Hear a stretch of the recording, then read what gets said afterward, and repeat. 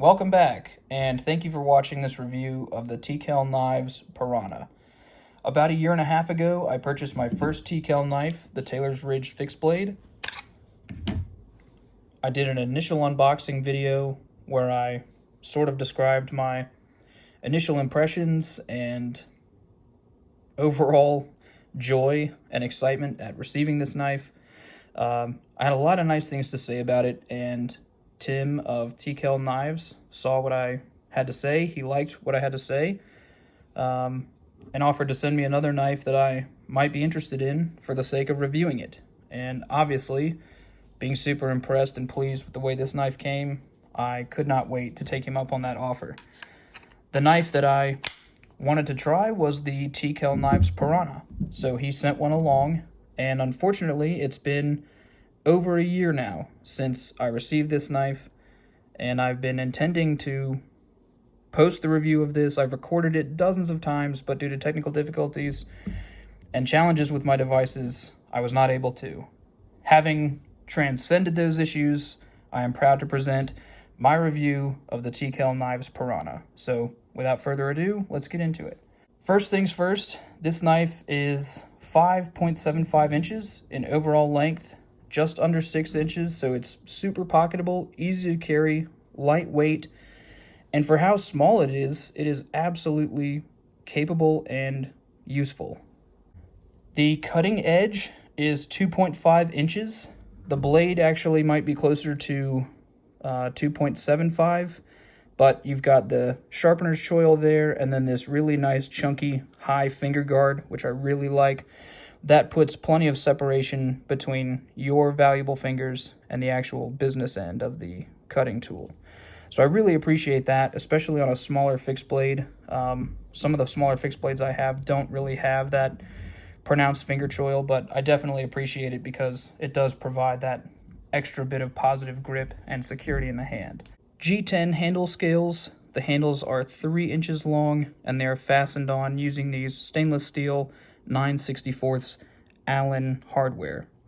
These lashing screws are proprietary to Kell Knives. I don't believe they make them in-house, but they are made in the USA, and it is a Kell design. Everything that you see here is Kell Knives, right down to the Kydex sheath, which is also very diminutive in size. Super nice click. No rattle. Awesome retention. Knife is definitely not coming out. And I really like, they've kind of minimized the overall footprint of this Kydex sheath. One of the biggest things when it comes to having a pocket fixed blade, a lot of times the blade is perfect, but then when you go to put it in the sheath, it's sort of a monstrosity compared to how nimble and pocketable the blade would be were it not for the bulky Kydex or leather sheath. So I really appreciate that Kell Knives kind of went out of their way to basically reduce this to the seriously minimum specifications when it comes to having a functioning Kydex sheath. Like I said, there's nothing lacking in this design. In fact, you can fit any number of different carry attachment options on this sheath. Any of these options will fit on this sheath. This is the discrete carry clips. You've got ulti clips. You've got belt clips. All of those will fit, but in my humble opinion, this knife is small enough and lightweight enough just to throw in the pocket, pull out and unsheath when you go to use it. And call me a simpleton, but that's just sort of what I'm used to doing. So I've tried the ulti clip. It's okay. There's nothing wrong with it if you like it, but I definitely appreciate, especially with a knife this size, just being able to toss it in the front pocket and let it ride. This blade is nickel boron coated. Nickel boron, at least this coating by Kell Knives, has a high hardness, 72 HRC. It's essentially much harder than the steel itself. It's super dry and kind of buttery to the touch. I know those are kind of, not to be oxymoronic, but it is super smooth, but it has sort of a powdery kind of feel to it. It's not frictionless, but it definitely has less friction, if that makes sense. I found that this coating on here passes through material really well. It's not so different in concept from maybe like a diamond-like carbon coating or a ceramic coating. It's essentially the same idea, I guess. When I read about nickel boron, I think it was like, the military had used nickel boron on some of their high wear firearm components where they're feeding, high caliber rounds into a machine gun at a high rate of fire. It produces a lot of friction and a lot of wear, and this nickel boron coating basically reduces both. So by reducing the friction, you reduce the wear, and it's kind of an interesting application on a knife blade. But yeah, it actually does, at least in my humble experience. I've found that it seems to pass through material pretty readily, pretty easily. You've got plenty of meat behind the back of the blade here for push cuts and for heavier, bearing down on a little bit more material. And then, of course, this last inch of the blade has actually got a swedge.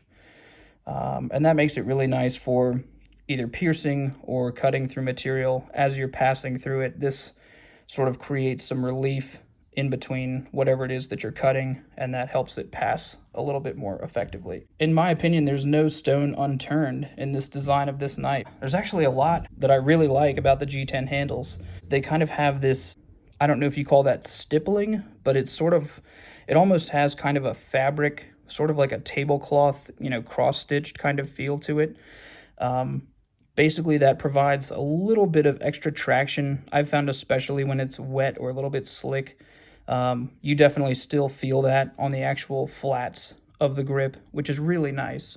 And then the scalloped portions, some people have asked me about hot spots. I've actually found that because the handle's small enough, basically, to squeeze into the palm of my hand, those scallops only provide extra traction and positive grip. I've never ever had any issues with hot spots. They provide plenty of different spots and I guess little tactile places for you to kind of gauge, okay, well, if I needed to shift my grip or adjust the position of my hand on the knife, it's super easy to maneuver and to manipulate because these provide a lot of extra grip.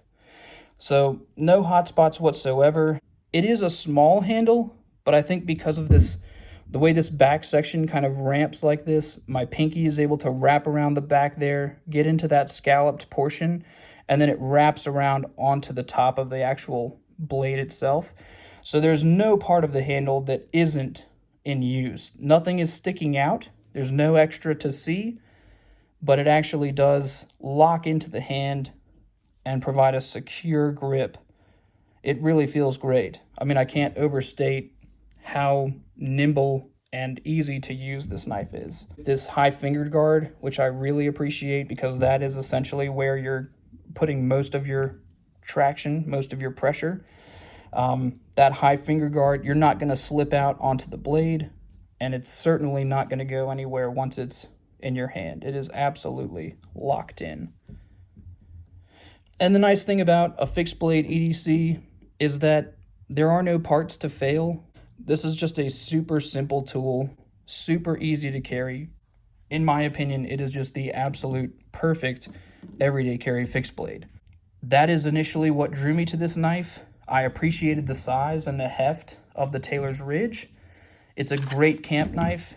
It's wonderful, even in the pocket. It's not too big, but it's plenty capable. But I found that the Piranha was sort of the perfect size for backing up the Taylor's Ridge. It's a great companion knife. One of the most important things about this knife would be the actual balance. This knife is perfectly balanced. And what I mean is, when you go to rest the knife in your hand, even with the handle scales on there, that doesn't go unaccounted for in this design. Basically, the weight of the blade is sitting right here on this protrusion of the handle, where the finger guard starts to come back and where the other fingers come in to back up your grip. It basically wants to rest right in between my index and middle fingers. I really appreciate that about this Kell knife Piranha, and also on the Kell knives Taylor's Ridge fixed blade. Pretty much all of the Kell knives have that balance in mind, and basically it wants to hang out right there on my index finger, right on that choil, that finger guard. It is easy enough to move and to manipulate, and that is because it is well balanced. This knife has it all: balance, utility, toughness, precision, maneuverability, security, dependability. It is a tough, hard-working, tiny little fixed blade, and really that's what I've gravitated towards in my collection over the years. Even though I appreciate having larger knives that can tackle a little bit larger jobs, bigger tasks, having a small everyday carry fixed blade that you can depend on to perform similarly to those larger, tougher knives, that for me is just the best of both worlds. All of the materials used to make Kell knives are made in the USA, and it doesn't get much more bomb-proof or desirable than this. They have these available at tkellknives.com in stainless steels as well. I believe AEBL and also Nitro V. While I might otherwise appreciate having a stainless steel, and in most of my other knives I do, I have not missed the stainlessness in this knife. I definitely appreciate the toughness and the sharpenability. Of course, stainless steels are easy enough to sharpen too, but I think in this case, EDC RV2, everybody knows that it's easy to sharpen and maintain also. Speaking of sharpening, Kell Knives actually has a offer on their website where you can send your Kell knife back to them in Georgia. They will touch up the edge and send it back to you essentially with a factory edge on your knife. That to me is a super nice thing for them to offer, and I know they're not the only company to do that, but because they're one of, I guess, the only one that I'm aware of, but because they have this nickel boron coating on their blades, I figured if this thing ever really gets damaged or needs some TLC beyond what I'm capable of delivering, at least confidently, I'll probably send this down to Kell Knives and have them touch it back up. They have a process by which they sharpen their knives that only takes a handful of seconds for them to actually get it back to factory sharp, and it doesn't damage the heat treat of the steel. The Kell Piranha has become probably my most carried fixed blade, and I only say probably because I do have a knife channel and I buy and sell knives, so I do my best to switch up my carry when I can, especially if I've got something new in the rotation. But more often than not, when I'm leaving the house, whether it's to get the mail or to hit the trails or go hike, even if I'm taking another knife, usually this one is already in my pocket. So if you're on the fence, I would take a look at some of the Kell Knife YouTube channel videos. Tim does an excellent job explaining his designs and sort of walking you through the philosophy behind it. And if you're ever curious about Tim Kell, the person, or his process, his company, he shares a lot of information on his channel, and that's what initially drew me to making a purchase in the first place. He seems like a super honest, forthcoming, and down-to-earth person whose knife designs are unparalleled as far as I'm concerned, and he's got plenty to choose from. So you can find this and others like it on tkellknives.com. I think what he said at the beginning of this year was that they were only going to be doing 2 drops. One of them was going to be April 1st, which is coming up. They're going to be available in AEBL steel and Nitro V, as well as EDC RV2.